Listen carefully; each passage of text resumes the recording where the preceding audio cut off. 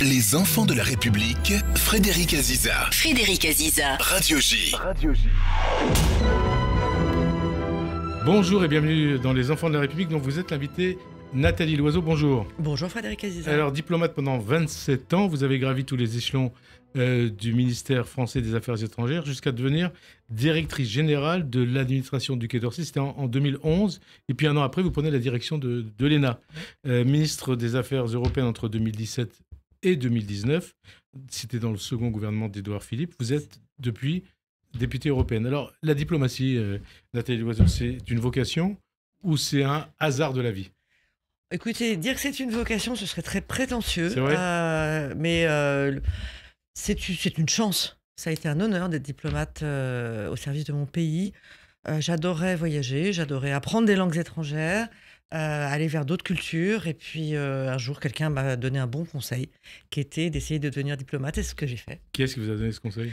Quelqu'un que je connaissais, un lointain parent, qui m'a dit « Mais écoute, avec ce que tu as fait, l'Angso, Sciences Po, pourquoi pas la diplomatie ?» À l'époque, il y avait très peu de femmes, donc si on ne me l'avait pas suggéré, je n'aurais sans doute pas pensé moi-même. On va parler de votre passage par le Quai d'Orsay. C'est un long passage, 27 ans. Alors, ce sont vos parents, vos racines, vos rêves, vos lectures ou l'école de la République qui ont forgé la femme que vous êtes devenue ?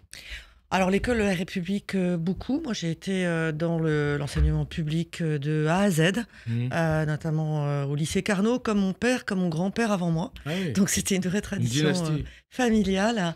Et puis, oui, la curiosité. L'envie de voir le monde, des lectures, beaucoup. Tous les écrivains de voyage, les écrivains d'aventure, que ce soit Henri de Montfred, que ce soit Nicolas Bouvier, Alexandra David-Néel, qui était peut-être le rôle modèle qui m'a le plus marqué. Une femme pouvait faire ça. Donc c'est des lectures, beaucoup de lectures. J'ai eu envie de faire ça. Ouais. Hein ? Et alors, justement, vous parlez d'école, l'école de la République, l'école républicaine de votre enfance. Est-ce qu'elle existe toujours ? Est-ce qu'elle existe encore aujourd'hui ? Alors, toujours se méfier de la nostalgie, jamais enjoliver ce qu'on a connu en disant qu'aujourd'hui, personne ne sait rien. Mais elle va pas très bien, l'école de la République, aujourd'hui. Elle va pas très bien à cause Non, de elle va quoi ? pas très bien. À nous tous, forcément. Aux parents. Je suis mère de 4 enfants. Donc aux parents, à la société, aux écrans, au fait que le métier de prof est peu attractif.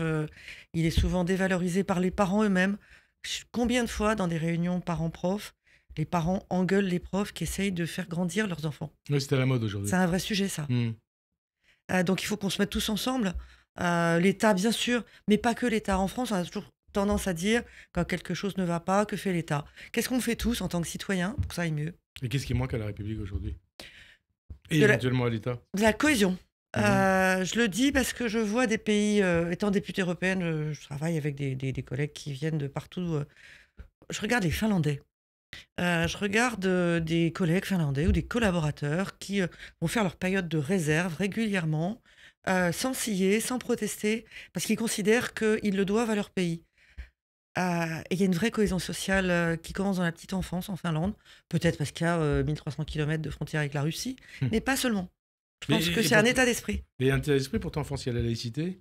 Et alors, il y a la laïcité, il y a plusieurs enquêtes récentes d'opinion qui montrent que, pourtant, sur l'adhésion des élèves français à la laïcité, on parlait d'école, et qui indiquent que les élèves rejettent majoritairement la laïcité à la française. Le problème ne vient pas de là aussi ? Je ne sais pas si on sait expliquer aux enfants... Qu'est-ce que ça vous inspire ? La laïcité. Je trouve que la laïcité, c'est une protection pour tous, pour les religions, pour ceux qui les pratiquent, pour l'État. C'est rendre à César ce qui est à César et à Dieu, pour ceux qui y croient, ce qui est à Dieu, c'est-à-dire qu'aucun des deux n'interfère vis-à-vis de l'autre. Et c'est aussi un principe de liberté, la laïcité. Je ne suis pas sûre que ça soit expliqué aux enfants comme ça aujourd'hui. Et quand vous voyez ce qui se passe en Europe, qu'est-ce que vous dites du modèle français ? Je trouve que le modèle français a énormément de valeur et que, au lieu de s'en excuser, on doit le défendre. On doit le promouvoir et on doit l'expliquer aussi. Combien de fois des députés européens d'autres pays m'ont dit « Ah, mais dans ton pays, le voile est interdit. » Non, il n'est pas interdit. Pas plus qu'une croix ou pas plus qu'une kippa. Il n'est pas mélangeable avec le service public et il n'est pas autorisé sur des enfants qui n'ont pas pu faire leur propre jugement dans l'école publique, mais il y a aussi des écoles privées. Et ce qui manque à l'école aussi, ce qui pose problème à l'école, est-ce que c'est pas que l'idée c'est pas l'idée que la sélection, c'est le mal quelque part. Alors, j'ai beaucoup travaillé quand j'étais directrice de l'ENA à ouvrir les concours à plus de diversité, parce que quand on Et comment on fait reproduit... pour ouvrir les concours à plus de diversité? Je comprends pas ça. Comment on fait? On met pas de quotas. On forme les examinateurs, en particulier pour les oraux, à lutter contre leurs préjugés. Ah oui, Et c'est au niveau des oraux. Et on a tous des préjugés. Parfois, on préfère les petits, ou les grands, ou les gros, ou les maigres, ou les voix graves, très souvent, plutôt que les voix aiguës, ce qui n'aide pas forcément les femmes. Et donc, si on se fixe des critères qui correspondent à ce qu'on est en train de faire, c'est-à-dire un recrutement, quelle qualité on attend de la personne qu'on recrute, ça devient beaucoup plus objectif et ça évite les discriminations. C'est contre ça que j'ai lutté, mais sans jamais renoncer au principe d'excellence. Je me souviens à l'époque d'avoir rencontré avec quelques-uns la ministre de l'Éducation de l'époque en lui disant qu'on voulait un projet d'excellence. C'était Najat Vallaud-Belkacem. Et elle nous avait dit, et autour d'elle surtout, les gens qui l'entouraient disaient, mais l'excellence, c'est un concept d'élite. Et j'ai dit, mais attendez, si vous voulez un projet de médiocrité, comptez pas sur moi. Mais l'ENA, c'est plutôt l'élite. Mais l'élite républicaine. Républicaine. La question, c'est l'élite pour certaines tâches. Et tant que c'est méritocratique, tant que celui ou celle qui a quelque chose à apporter à la République, on lui ouvre la porte. Moi, j'adhère à ce système. Qu'est-ce que vous retenez d'ailleurs de ce passage à l'ENA? 5 années. 5 années, un quinquennat. Et un quinquennat, justement, c'est François Hollande qui vous a nommé. C'est François Hollande qui m'a nommé. Vous n'avez pas forcément les mêmes idées que lui. On n'avait pas les mêmes idées, il le savait.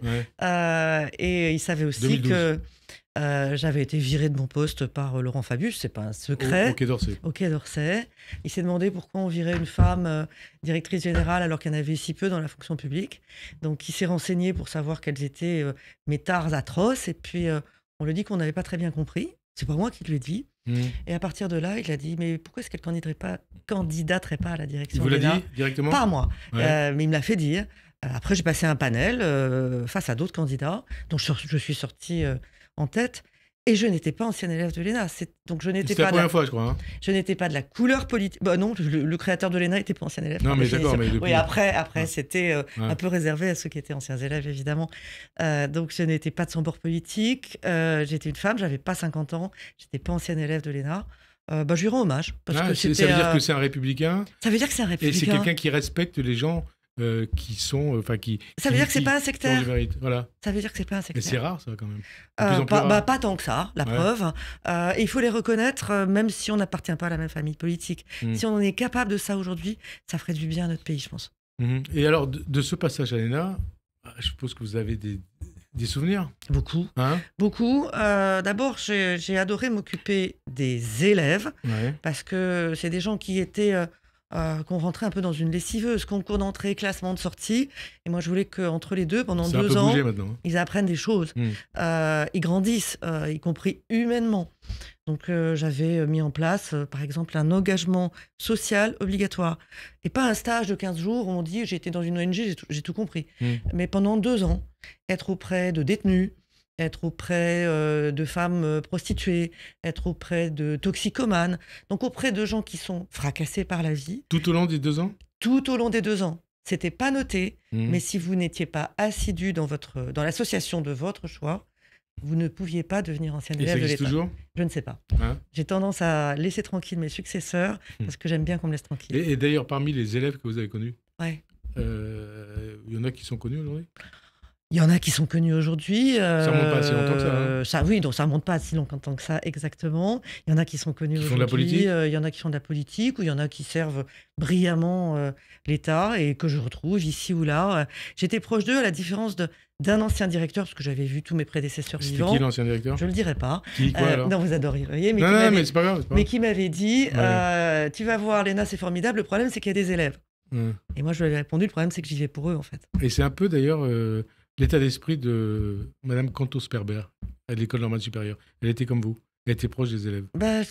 On est là pour ça. On peut essayer de les aider à grandir, de casser un peu les moules dans lesquels on a voulu les faire entrer. C'était tous des foranthèmes, on va dire, des premiers de la classe. Et tant mieux. Mais on avait besoin de leur donner un peu autre chose aussi. Et l'ENA, telle qu'elle est devenue aujourd'hui? On verra. Est-ce qu'il faut supprimer l'ENA ou pas? Puisque c'est le débat qui revient. Écoutez, elle a régulièrement. été supprimée, mais il y a toujours une Il y a école de toujours- recrutement voilà. pour les hauts fonctionnaires, parce que si vous les recrutez Parce pas que c'est supprimé sans supprimer. de hein. manière... Ou suppression sans suppression. Avant. Hmm. Pourquoi est-ce que ça a été créé? Hmm. Parce qu'avant, c'était la cooptation, soit politique, soit de classe sociale, qui faisait les hauts fonctionnaires. Est-ce qu'on a envie de revenir à ça? Moi, pas. Mhm. Alors, justement, parcours de haute fonctionnaire. Ouais. Votre Enfin, parcours au Quai C'est un d'Orsay. terme que j'adore pas, parce Oui, que mais bon. ça veut dire qu'il y a des bas fonctionnaires. D'accord. Bon, Enfin, bon. de cadres, dirigeants de la fonction publique. Allez. Si vous voulez, mais c'est plus long. Voilà. Donc, 4 dirigeants de la fonction publique, haute fonctionnaire, au Quai d'Orsay. C'est quoi, justement, être diplomate? C'est avoir des convictions fortes, Mhm. écouter, comprendre et convaincre des gens qui pensent pas comme vous, qui sont pas comme vous. Donc, à l'étranger à l'étranger ou à Paris. ou à Paris. Aller vers l'autre, essayer de comprendre pourquoi il n'a pas fait le même chemin que vous, et puis essayer de se rapprocher pour défendre les intérêts de la France. Enfin, je disais à l'étranger, c'est-à-dire par rapport à nos voisins, aux autres pays, Ouais. aux autres diplomates ou diplomatie mondiale. Qu'est-ce que vous avez appris de vos années au Quai? Alors, énormément de choses. D'abord qu'il y a des gens remarquables, Ouais. que c'est pas une maison à pensée unique, Mhm. et tant mieux. Et c'est comme ça, quand on laisse les gens s'exprimer, exprimer leurs différences, exprimer éventuellement leurs divergences, avant de décider qu'on est un grand ministre. C'est comme ça que j'ai rencontré un grand ministre, que j'ai eu la chance d'être à son cabinet. C'était Alors, on Alain précise Juppé. les choses. Alain Juppé, C'était Alain 93 Juppé. à 95, pendant la seconde cohabitation. Exactement. Hein Euh, Qu'est-ce que et, vous avez appris Qu'est-ce que vous avez appris de lui? que fallait avoir le courage de lui dire ce qu'on pensait, Mhm. à condition que ce qu'on pense soit fondé sur de l'expérience, du travail, des arguments, et que c'était toujours possible. Et qu'à partir de là, on pouvait conduire la diplomatie française à son meilleur. Ça n'a pas toujours été le cas. Il y en a qui ont cru qu'on pouvait conduire la diplomatie française à 3 personnes. C'est un énorme Qui est-ce qui a gâchis de cru ça? talent. Plusieurs ministres différents, Mhm. de bords différents. Mais qui Dominique ont- de Villepin, Laurent Fabius. Ah, Dominique de Villepin, oui, clairement. Hein On en alors, reparlera, lui. c'est un ancien Mais- diplomate. Ouais. Mais oui, il pensait qu'avec 10 personnes, on conduisait le Quai d'Orsay. Mhm. On y perd toujours. Toujours. Mhm. Parce qu'il y a beaucoup de directions, il y a beaucoup de diplomates. Oui, C'est puisque vaste. en particulier ceux qui sont sur le terrain, ils ont une expérience irremplaçable. Mhm. On dit toujours à quoi sert la diplomatie quand des chefs d'État peuvent s'appeler au téléphone. Écoutez, quand un chef d'État étranger vous raconte quelque chose au téléphone, vous savez pas si c'est vrai, vous savez pas si son peuple le suit. Ou ça prépare peut-être de vous rencontrer des diplomates, des conversations ensuite entre deux chefs C'est d'État. avant, après. Avant pour comprendre, après pour mettre en œuvre. Alors, vous parlez 3 langues en dehors du français, c'est bien ça, hein? Ouais, C'est un peu plus- plus que ça, je crois. Alors, allez-y. En tout cas, j'ai Anglais. mandarin, indonésien, anglais. Il y en a Ouais. d'autres? Ouais, je parle mal allemand et je parle mal espagnol. Enfin, oui, c'est énorme. On a une question, justement, à propos des langues. Ouais. Comment vous expliquez le fait que la pratique de l'hébreu est très rare au Quai d'Orsay? Même si Israël est un tout petit pays. Elle est moins rare qu'elle ne l'a été. Et je connais beaucoup de gens, par exemple, qui sont entrés par le concours d'Orient. C'est celui par lequel je suis entré, qui est un vieux Donc, les concours langues zo, hein. qui date de Louis XIV. C'est un vieux concours. Beaucoup de gens qui ont appris l'arabe ou qui ont appris le farsi et qui ensuite ont appris l'hébreu. Ah bon? Parce qu'on me Parce- disait qu'il y avait moins de 10 personnes qui parlaient hébreu au Quai d'Orsay. C'est pas exact. Ah Mais ils sont pas forcément entrés avec cette langue-là. Oui, parce que... Si vous entrez avec l'hébreu, une fois que vous avez fait 1 poste, 2 postes en Israël, où est-ce que vous allez? Parce que Gérard Haro, par exemple, il a appris l'hébreu en Israël. Oui, il y en a Ouais. qui l'ont appris Voilà. après, avant. Non, il y a beaucoup plus de monde que ça. Alors, donc, le Quai d'Orsay, où vous avez gravi Ouais. tous les échanges jusqu'à devenir directrice d'un service important, on a souvent dit que la politique arabe et pro-arabe de la France était celle du Quai. C'est juste ou pas? Alors justement, c'est quelque chose contre quoi je m'inscris en faux. Ouais. On a souvent dit la direction Afrique du Nord, Moyen-Orient, c'est la rue arabe. Et la Ah, direction... vous savez, c'est votre collègue Sylvie Berman, qui Ouais. était là il y a quelques mois. Elle Ouais. disait, on appelle le 2e étage du Quai d'Orsay la rue arabe. Hein? Écoutez, moi j'ai servi au 2e Elle dit- étage du elle Quai dit- d'Orsay. Elle dit ça. Hein? Elle a J'étais dit à ce micro. j'étais directrice adjointe de la direction Afrique du Nord, Moyen-Orient. Elle parle de ça. Et je travaillais sur le nucléaire iranien. Ouais, on va en parler. On va en parler. Et j'ai pas le sentiment d'avoir été complaisante une seule seconde. Non, vous, Mais si j'étais là, ouais. si on m'avait nommé là et si je travaillais là, notamment sur ce sujet-là, et l'équipe qui travaillait avec moi n'avait aucune forme de complaisance. Donc ça, c'est de la caricature, heureusement. Ah merde, c'est une collègue à vous qui dit ça. Bah oui, mais j'adore Sylvie. J'ai été extrêmement heureuse quand elle avait été nommée ambassadrice en Chine. Et même, elle le sait, parce qu'on avait célébré ça ensemble. Je m'étais battue pour qu'elle le soit. C'est l'époque où le Quai d'Orsay était encore sacrément misogyne. Il y a des gens qui demandaient si une femme avait les épaules pour être ambassadrice en Chine. Et à un moment donné, c'est peut-être encore le cas, beaucoup d'aristos au Quai d'Orsay. Écoutez, il y en a eu. Il y en a sûrement moins comme dans la société. C'est pas une tare d'être Non, aristo. bien sûr. Mais c'est aussi, j'allais dire, un boucher est souvent le fils d'un boucher. Un diplomate est souvent le fils d'un diplomate. Et il y avait des Donc familles. un boucher, le fils d'un boucher. Le fils d'Assad était boucher comme son père. Alors lui, il était encore voilà. plus bouché que son père. Ça on est d'accord. Voilà, c'est une blague. Donc ce billet pro arabe du Quai d'Orsay, vous ne l'avez pas ressenti? Non, franchement pas. Et je travaillais à l'époque, donc on y revient sur le nucléaire iranien, Ouais, avec la direction de ce qu'on appelait la direction des affaires stratégiques, qu'on disait anti-arabe. Et c'était heureusement beaucoup plus compliqué que ça. Ouais. Donc ça, c'est faire insulte à l'intelligence des gens. Quand même. Donc ça, c'était sous quel ministre?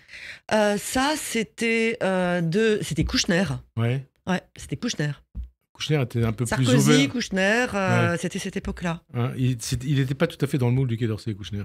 Il n'y a pas de moule au Quai d'Orsay. Il n'y a pas de moule. C'est ça que je tiens à dire, c'est qu'il n'y a pas de moule. Il y a des gens plutôt originaux, il y a plutôt des moutons à 5 pattes. Ouais. On dit qu'il y a un moule, c'est pas vrai. Alors, on va revenir à l'Iran, mais d'abord, il y a 20 mois, le pogrom du Hamas. Hein, les Israéliens sont convaincus plus que jamais depuis qu'ils font face à un danger existentiel et qu'ils ne peuvent compter que sur eux-mêmes. Ça, ils ont tort. Ils agissent en conséquence, quoi que nous pouvons penser, conseiller ou exiger.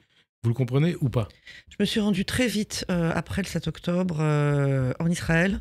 En tant que députée européenne. En tant que députée européenne, à la tête d'une mission de députés européens. Je suis allée à Tel Aviv, à Jérusalem. Je suis allée à Kfar Assa. Je peux vous dire que je l'oublierai jamais. Et on va préciser les choses. Il y a ce qui se passe en Israël, il y a ce qui se passe à Gaza. Il y a de la compassion pour ce qui se passe de l'autre côté. J'y viendrai.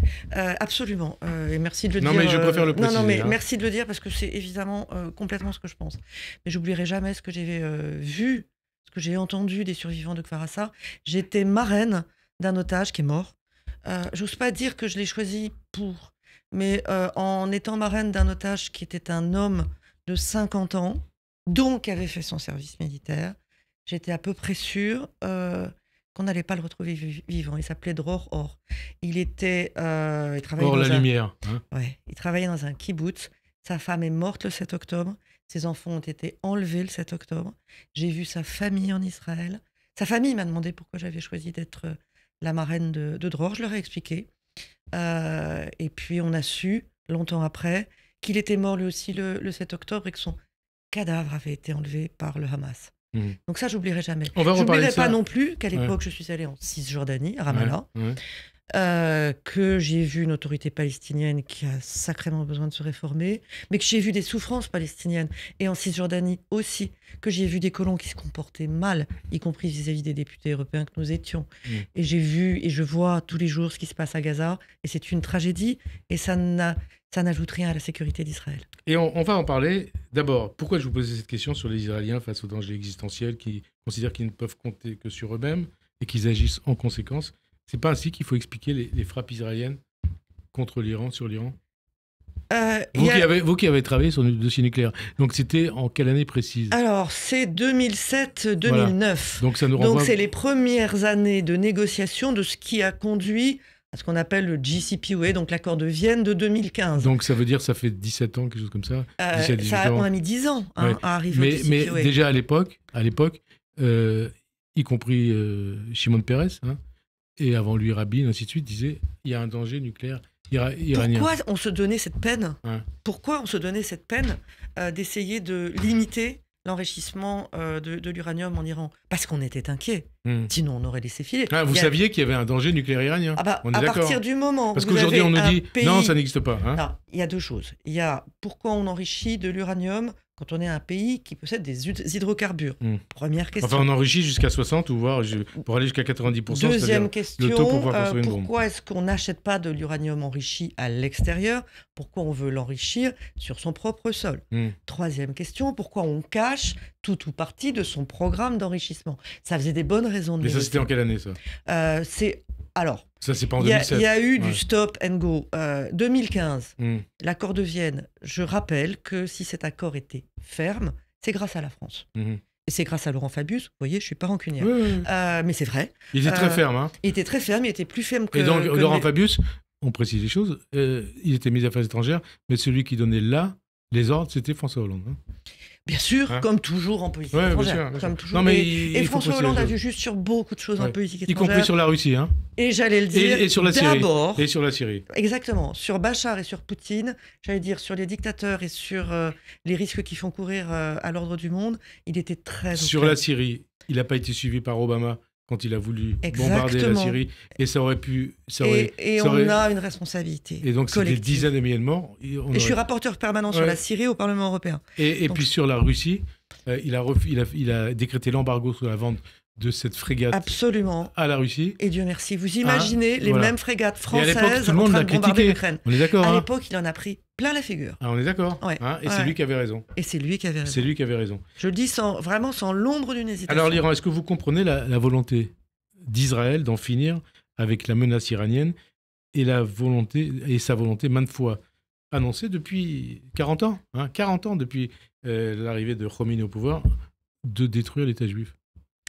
Je partage avec tous les gouvernements israéliens successifs l'inquiétude à l'idée que l'Iran se dote de l'arme nucléaire. On n'en est pas là, mais ce chemin d'enrichissement, 60-66% aujourd'hui le taux On nous d'enrichissement... dit ça peut être quelques semaines, quelques mois avant de Alors, pouvoir...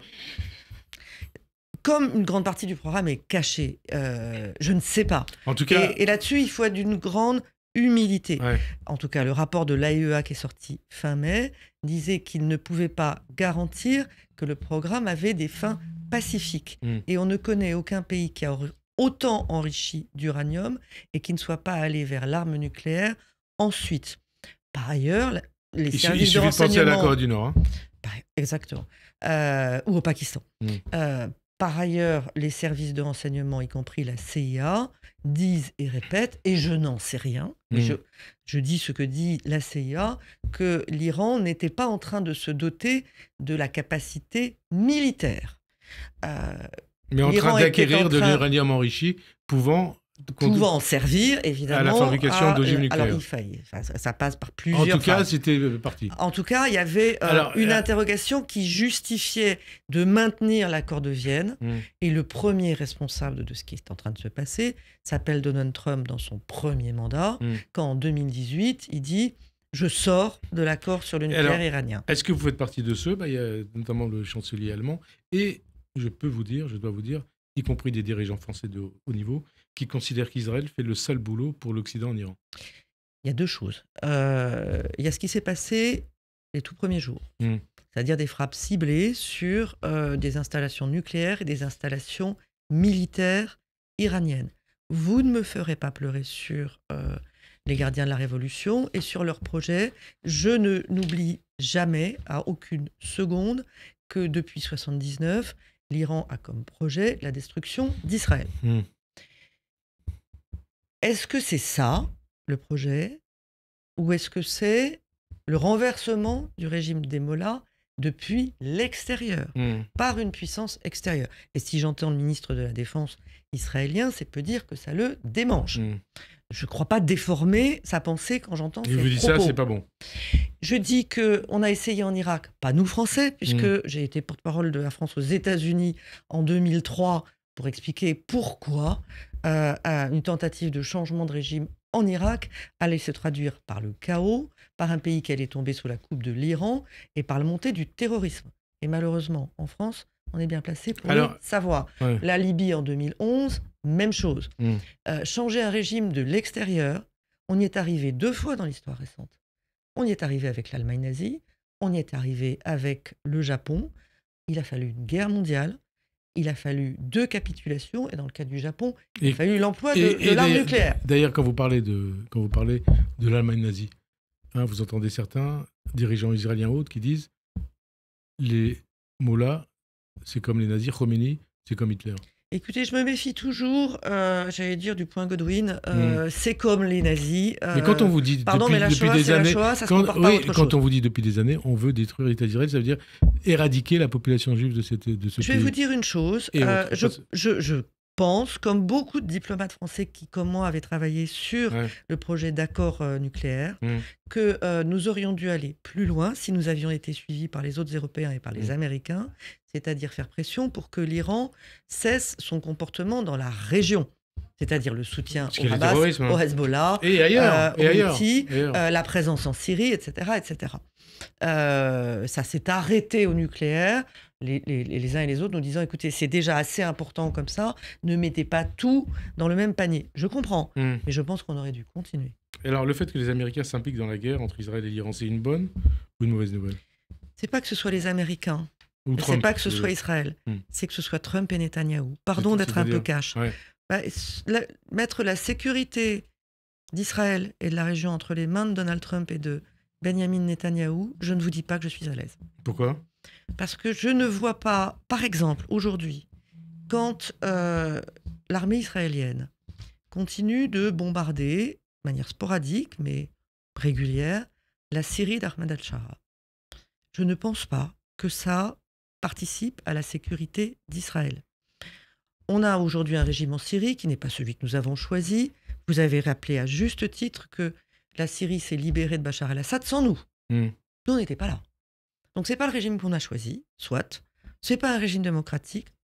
Je ne le La conteste Syrie. pas. Mais là, J'y suis allé. Ouais. Pourquoi, alors que Ahmad el-Shara répète à l'envi qu'il n'est pas l'ennemi d'Israël, pourquoi affaiblir un régime si Ahmad el-Shara tombe? Mais parce que, On aura en fait, bien pire. ce qui est dit, c'est que. Alors, moi, je suis pas sur place, je peux pas vérifier, mais moi, je vois pas pourquoi on croit les éléments de langage du Hamas ou de l'Iran, et quand Israël dit quelque chose, on ne croit pas.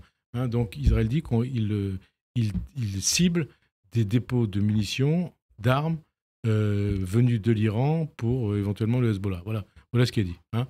Al-Shara a viré énormément d'Iraniens qui Mhm. étaient présents sous le régime de Bachar al-Assad. Mhm. J'ai pas le souvenir qu'à ce moment-là, Israël bombardait la Syrie. Bon, enfin, ouais. Et Israël lutte contre Daesh. Ouais. Israël, pardon.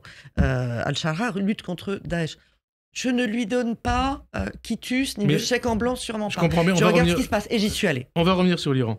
Vous n'avez pas répondu à la question. Est-ce qu'Israël fait le sale boulot pour l'Occident? Aujourd'hui, avec des frappes qui ne sont pas des frappes sur des cibles militaires ou nucléaires iraniennes, avec des rétorsions iraniennes insupportables. La frappe sur l'hôpital aujourd'hui à Tel Aviv, c'est C'était insupportable. jeudi. Ouais. Pardon, c'était jeudi. Ouais. C'est insupportable, évidemment. Mm. Est-ce que ça accroît la sécurité d'Israël? Est-ce que ça accroît la sécurité de la région? Je pense qu'il est urgent de convaincre, et Israël y a contribué, le régime de Téhéran de revenir à la table des négociations et de cesser cette course folle, cette hubris fou, cette erreur de calcul des dirigeants de Téhéran qui leur ont fait croire qu'ils pouvaient tout se permettre. Bon, enfin, écoutez, moi par rapport aux cibles d'Israël, je vais vous raconter une histoire, enfin, une anecdote. Hein, Amos Gitaï, vous connaissez Amos Gitaï, le Très réalisateur, qui est très à gauche, hein, qui soutient Yair Golan, très à gauche, anti-Netanyahou. Je l'ai vu il y a une semaine, il m'a dit, moi, je considère que Netanyahou ne peut pas rester au pouvoir, mais il fait le boulot. Il fait le boulot et tous les Israéliens sont derrière lui. Voilà ce qu'il dit il a Amos le Gitaï. droit, il a le droit de le penser. Deux, Benjamin Netanyahou a ressoudé une population israélienne dont vous savez, comme moi, qu'elle était très divisée compte tenu de ce qui se passait à Gaza. C'est pour ça qu'Amos Gitaï dit ça. Hein. Oui, dit, bien sûr. Il dit, mais je l'entends. Voilà, il dit Israël fait le boulot parce que les Israéliens étaient terrorisés à l'idée que l'Iran puisse... Et c'est à nous, Européens, de faire le boulot. Puisse avoir une momentumie. On imagine de refaire ce qu'on a fait en 2015 en plus sérieux, encore. D'amener ce qui se fait en ce moment, et je soutiens ce que propose le président de la République Emmanuel Macron, des négociations très exigeantes avec l'Iran. Souvenez-vous aussi qu'il y a quelques semaines, il y avait des négociations entre les États-Unis et l'Iran dont les Européens étaient exclus, que nous n'étions pas confiants parce que Steve Witkoff n'est pas un spécialiste du nucléaire. Souvenez-vous qu'il y a quelques jours, Donald Trump était prêt à ce que Vladimir Poutine Mm. soit le médiateur entre Israël et l'Iran. Je ne suis pas rassurée quand il s'agit de Donald Trump. Je suis davantage rassurée quand il s'agit des Européens, Français, Britanniques, Allemands, qui ne plaisantent pas, qui n'ont aucune complaisance vis-à-vis du régime Mais iranien. aucune complaisance, une chose. Les missiles balistiques envoyés par l'Iran sur Israël. Hein, on voit les dégâts tous les jours. Des Oui, morts, c'est des ce qui blessés. me rend, Alors, c'est ce qui me met en colère contre ceux qui voudraient un embargo total contre les armes vis-à-vis d'Israël. Je ne les ai jamais soutenus, notamment en je ne France. suis pas Mais alors, d'accord avec on eux. imagine une chose. Hein, si ces missiles balistiques étaient armés d'ogives nucléaires. Hein, Mais c'est la voilà. raison Donc, c'est pour pour ça qu'Israël laquelle frappe. Hein. c'est pour ça qu'Israël frappe. On sait aussi qu'Israël seul Mm. ne peut pas venir à bout. Ouais. Il peut ralentir, il peut déglinguer le programme nucléaire. Il le fait en réalité depuis des années. On sait qu'il y a des scientifiques iraniens qui ont été abattus dans un brouillard Enfin, il y avait une qui a guerre de, toute une guerre raison de de l'ombre. rester un brouillard. Une guerre de l'ombre. Il y avait une guerre de Et qui a l'ombre. retardé, parce que beaucoup disent aujourd'hui, on dit depuis des années que l'Iran était proche de la bombe. Pourquoi? Parce qu'Israël a retardé ce programme nucléaire évidemment. militaire. On est Évidemment. d'accord. Alors, au passage, à propos de l'Iran, vous avez eu un vif échange avec Pascal Boniface sur X récemment, qui vous reproche, je le cite, vos attaques contre l'IRIS et de vouloir limiter sa liberté d'expression à propos justement de l'Iran. Hein, C'est assez c'est quoi? curieux. Qu'est-ce que c'est? Qu'est-ce que ça? Écoutez, c'est à qu'en lui est-il qu'il faudrait précisément? poser la question parce que je n'ai jamais attaqué ni l'IRIS ni aucun think tank. Hmm. J'ai même fait une campagne ardente et sur laquelle j'ai échoué pour que les think tanks en France soient mieux financés par la puissance publique, pour qu'ils soient moins dépendants de financements étrangers. Parce que la lutte contre les ingérences est un de mes chevaux de bataille.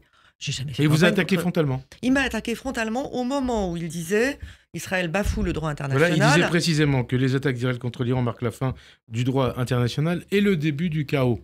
Hein, et un recul de l'humanité. et un recul de Et je l'humanité. lui ai demandé- Et avec un certain nombre d'experts, entre guillemets, de l'IRIS, Coville et je ne sais qui, donc ils prennent fait et cause pour l'Iran. Je lui ai demandé s'il pensait que le comportement de l'Iran, qui soutient la Russie en Ukraine, qui soutient le terrorisme, qui a un programme nucléaire clandestin, était contraire au droit international, et s'il avait déjà qualifié ça de recul de l'humanité. Mm. Et à partir de là, il m'a jamais répondu sur le fond, ce que je regrette, parce que c'était une conversation sur le fond que je voulais Mm. avoir avec lui. Il m'a attaqué dans tous les sens. Ça en dit, je crois, plus sur lui que sur moi. Il est le nom de quoi, Boniface? Pourquoi il fait Écoutez, ça? je n'ai pas besoin d'attaquer ou Mm. d'insulter. C'est pas mon genre. Ça en dit beaucoup plus sur lui que sur moi, qui n'ai toujours pas répondu sur le fond. On doit être capable de dire que ce qui se passe à Gaza est insupportable et que la plus petite once d'humanité fait pleurer devant les victimes civiles. Et on a aussi le droit de dire que le nucléaire iranien est une menace, que les tirs de missiles sur Israël indiscriminés sont une violation du droit international. C'est possible de faire les deux, non? Bien sûr. Le bien sûr. campisme, moi je Vous supporte le dites pas. ici, et puis on vous écoute, on vous entend. Il existe peu de conflits dont il soit aussi difficile de proposer une analyse sereine que celui qui oppose, vous parlez de Gaza, Israéliens et Palestiniens, aucun autre ne suscite autant d'émotions, autant de partis pris, notamment en Occident. Comment vous l'expliquez? Je suis sensible à la notion de deux poids, deux mesures. Et après, je nous interroge tous. On a tous deux poids, deux mesures. Toujours. Ceux qui manifestent L'objectivité, sur Gaza, ça n'existe je pas. ne les ai jamais vus manifester contre Bachar el-Assad. Ils ont fait un choix. Il y a Bachar el-Assad, il y a les civils Il y a- afghans, Il y a le donc, Yémen, Yéménites, il y a les Ouïghours. les il millions y a- d'Africains morts. alors, dans c'est des pas guerres. du whataboutisme que je Ouais. supporte pas non plus. Ouais. Quand je parle de l'Ukraine, on me répond « et Gaza ». Et vous croyez que l'un m'empêche de penser à l'autre? C'est cette manière de se ranger dans un camp, de n'avoir qu'une cause que je trouve insupportable. Et de jamais se mettre à la place des civils. Je pense aux Israéliens, aux Français d'Israël aussi, qui sont dans les abris régulièrement. Je pense aussi aux Iraniens, et j'ai des amis en Iran, certains qui ont pu fuir l'Iran. Il y a 2 otages qui ont de français en la- Iran. Et il y a 2 otages français, Cécile Collère et Jacques Paris. Je pense à eux en ce moment. C'est pas parce Et j'ai- qu'on déteste le régime des Bien mollahs sûr. qu'on est content quand il y a des victimes civiles Mais iraniennes. Je réalise une C'est chose. compliqué de dire ça. Non, j'ai réalisé Non, une hein. chose. Vous n'avez pas répondu à la question. Est-ce qu'Israël ne fait pas le sale boulot pour l'Occident? Parce en que Iran je ne pense pas que il y ait une question de sale boulot. ou et je- le bon boulot. Et je Ah, si ne vous préférez. pense pas que ce que j'entends du ministre de la Défense d'Israël m'inquiète. Mhm. Ça m'inquiète vraiment. Dire, écoutez, soyez contents, on va faire tomber les mollahs. Je parle tout. Peut-être aider le peuple iranien à les faire tomber, c'est peut-être ça aussi. On ne sait pas. Écoutez, Mais moi, je parlais de la destruction de tout l'arsenal nucléaire iranien. C'est de ça dont je Alors, parle. d'une part, c'est pas un arsenal nucléaire, c'est de l'uranium enrichi, Oui, des usines, des centrifugeuses, que l'on recule le moment où l'Iran serait en capacité d'avoir des armes nucléaires. Je préfère le faire par la négociation et j'espère que la négociation redémarre très vite. On va voir, on va attendre. D'abord, on revient en France. L'après 7 octobre a débouché sur une vague d'antisémitisme sans précédent. Jean-Luc Mélenchon et ses amis de LFI, ses camarades, multiplient depuis, mais même avant le 7 octobre, des déclarations au relent antisémites. Jérôme Guedj a qualifié le week-end dernier Jean-Luc Mélenchon de salopard antisémite. C'est le bon terme? Il l'a regretté lui-même, mais ce que je constate, c'est que En tout cas, il dit qu'il est antisémite. Hein. Comme Édouard Philippe et comme le parti auquel j'appartiens, on dit depuis longtemps ni LFI ni le RN. J'oublie pas l'antisémitisme du RN, dont on a retrouvé des traces encore toutes récentes. Et je sais pourquoi je dis ni LFI ni le RN. Et j'ai aussi, en tant que politique, un sentiment d'échec face à cette montée de l'antisémitisme. Je ne pensais pas vivre ça dans mon pays. J'ai grandi, j'ai dit dans l'école de la République, au lycée Carnot, qui est traditionnellement un lycée où il y a beaucoup d'enfants français, juifs. Il y en avait du temps de mon grand-père, du temps de mon père et de mon temps. Jamais je n'aurais imaginé voir cette montée de l'antisémitisme.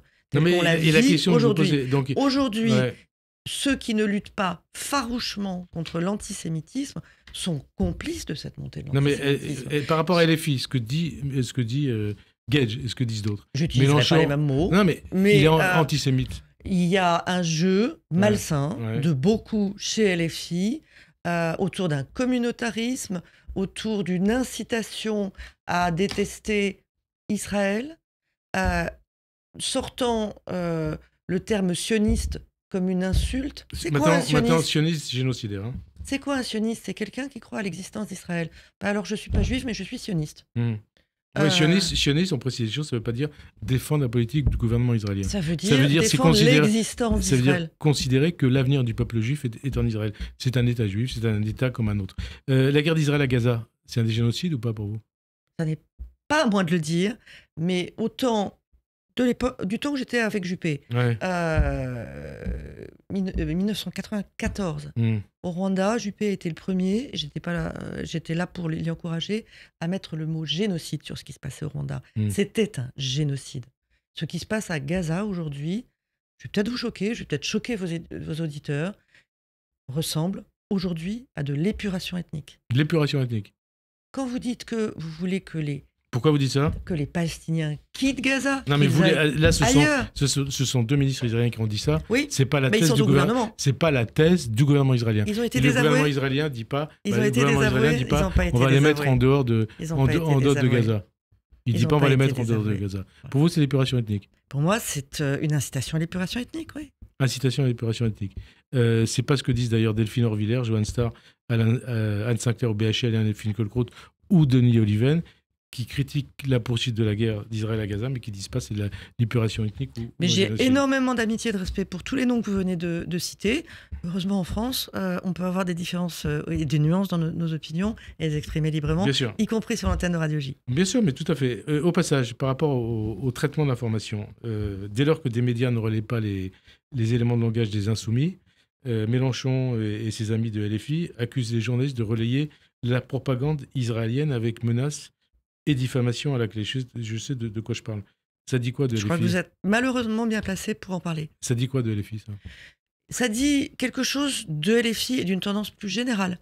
J'ai vu cette semaine Rachida Dati s'en prendre à Patrick Cohen. Ça vous a choqué? Ça m'a énormément choqué. Un politique, quand on lui pose une question désagréable, répond. C'était échange sur France 5. Hein. C'était un échange sur l'émission C'est à vous. La question de Patrick Cohen n'était pas complaisante, c'est le moins qu'on puisse dire. Elle était légitime. Hein? Écoutez, toutes les questions sont légitimes. Il n'y a pas de mauvaises questions, il n'y a que des mauvaises réponses. Et donc elle l'a attaqué. Et elle l'a attaqué très violemment en disant que en tant que ministre, en charge de l'audiovisuel, elle pouvait déclencher une saisine du procureur le concernant. Mais où est-ce qu'on est ? Dans la Hongrie de Viktor Orban ou Par rapport dans à l'Amérique de vous dites ça. Trump, par rapport à la liberté et à la protection des journalistes. Mais LFI fait ça. Hein. Mais, Vous savez ce que mais LFI a fait tous cette ceux semaine. qui font ça, Ouais. tous ceux qui font ça sont condamnables. Si on n'aime pas les questions des journalistes, on n'a qu'à ne pas répondre, à ne pas aller dans les médias, mais vous faites votre travail et à nous de répondre. À nous parfois d'être en désaccord. J'ai été aussi cette semaine sur un plateau de télévision où j'étais pas forcément en accord avec tous ceux qui étaient là et qui exprimaient leur point de vue, mais on a pu échanger parce qu'on est dans une démocratie. Alors, deux choses. LFI, Dati. LFI qui dit à un journaliste que je ne citerai pas, puisque la question ne plaisait pas, qui a été posée, la mienne en tout cas, à ses députés, on va demander le retrait de votre accréditation à l'Assemblée. Hein, c'est contraire à la liberté de la presse. c'est contraire à la liberté de la presse. C'est totalitaire. Hein. C'est contraire à la liberté de la Et presse. alors, Dati, donc, est-ce que Bah, vous pensez qu'elle a encore sa place au gouvernement en tant que ministre de la Culture, responsable justement Non, de la presse là, c'est la question pour une polémique à deux balles. Non, mais mais je trouve ça choquant quand Ouais. on est ministre de la Culture, quand on est ministre tout court, de s'en prendre de cette manière-là à un journaliste. Je trouve ça choquant. Elle n'a pas aimé la question. Elle pouvait tout à fait lui dire « Je n'aime pas votre question. Je vais répondre à votre question. Je vous trouve désagréable. Après tout, pourquoi Donc pas vous sont soutenez, adultes. vous soutenez Patrick Cohen plutôt que Complètement. Hein vous êtes Complètement. derrière lui. Et c'est pas parce que je suis d'accord, Ouais, pas d'accord d'accord. avec Patrick Cohen. C'est la question de principe. Principe, LFI, qui a placé, puisque vous êtes députée européenne, qui a choisi de placer la Palestine au centre Certes. de leur campagne européenne avec Rima Hassan en tête de gondole. Du Parlement européen, comment vous avez vécu ça et comment vous le vivez aujourd'hui? Écoutez, j'ai vécu ça assez vite puisque à peine arrivé, Rima Hassan s'en était pris à François-Xavier Bellamy. Donc, personne n'ignore que nous ne sommes pas du même parti politique. Dans un couloir, et puis ensuite sur les réseaux sociaux, en lui disant qu'elle espérait qu'il allait mal dormir la nuit. C'est une menace. J'étais absolument estomaquée. C'était ce qu'on appelle une arrivée en fanfare. Moi, j'ai été la première et d'ailleurs la seule dans l'hémicycle du Parlement européen à interpeller la présidente du Parlement européen et à lui demander des sanctions. Il n'y en a pas eu. Il n'y en a pas eu. Ce que je regrette, parce que là encore, on peut avoir des différences sur le fond. Ouais. On ne se menace pas de violence verbale, pas de violence physique encore moins. C'est pas ça la maison de la démocratie. Et on avance. Rima Hassan d'ailleurs, puisque vous êtes... je suppose que vous la voyez au Parlement européen, a priori, ou alors elle est Quand elle n'est pas sur un bateau, oui. Ouais, et alors, qui est-ce qui paye ces déplacements et ces meetings en forme de propagande pour Gaza contre Israël et pour la Palestine de la mer au Jourdain? C'est le Parlement européen ou pas? Je ne le sais pas. Vous l'avez demandé ou pas? Il y a plusieurs possibilités. Soit elle le paye sur ses propres deniers. Est-ce que vous voulez qu'elle vous dise qui paye? Écoutez, soit elle le paye sur ses propres deniers, soit elle le paye sur l'enveloppe de voyage que nous donne le Parlement européen, c'est-à-dire de l'argent du contribuable, soit elle est invitée et il faut qu'elle déclare par qui et pourquoi. Il va y avoir une commission d'enquête, ça a été décidé cette semaine à l'Assemblée nationale, sur les liens entre les partis politiques français et l'islamisme radical. Donc y compris au Parlement européen. Donc, sur les membres des partis politiques français, qu'ils soient députés, maires, une commission qui a été mise en place à la demande de la droite républicaine absolument, de Laurent Wauquiez. Et vous demandez à ce que Rima Hassan s'explique sur la manière dont sont financés. Vous me posez la question, je vous dis, si vous voulez en savoir plus, vous pouvez lui poser la question. Voilà. Vous ou la commission d'enquête peut lui poser la question. Alors, vous avez connu Dominique de Villepin, on en parlait tout à l'heure. C'est juste de dire que chez lui, il y a une sorte de romantisme pro-arabe. Et puis, le Villepin de 2025, version 2025, est-ce qu'il est conforme à celui que vous avez connu au P, c'est-à-dire un Villepin aujourd'hui foncièrement anti-Israël, avec parfois des déclarations en relent antisémites? Alors, je connais Dominique Villepin depuis 1986, qui vous donne une idée de mon âge au passage. Je lui garde fidélité, parce que c'est un fidèle, et il a toujours été extrêmement fidèle et loyal vis-à-vis de moi. D'accord, mais aujourd'hui... Oui, mais ne pas le dire, il faut le dire, très bien. Ce serait incomplet.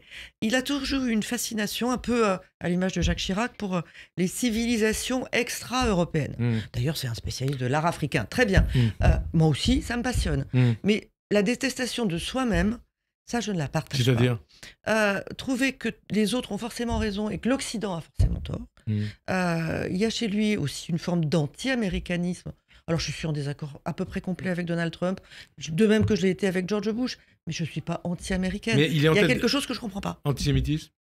J'ai vu une interview très étrange. Un jour, je crois que c'était sur les Quotidien, patrons de presse, ainsi de suite, sur les ouais. patrons de presse, avec une espèce de complotisme Ouais. qui, effectivement, on entendait quasiment le mot lobby juif. Ouais. Il l'a pas dit, Mais mais c'était très désagréable à entendre. c'était comme disait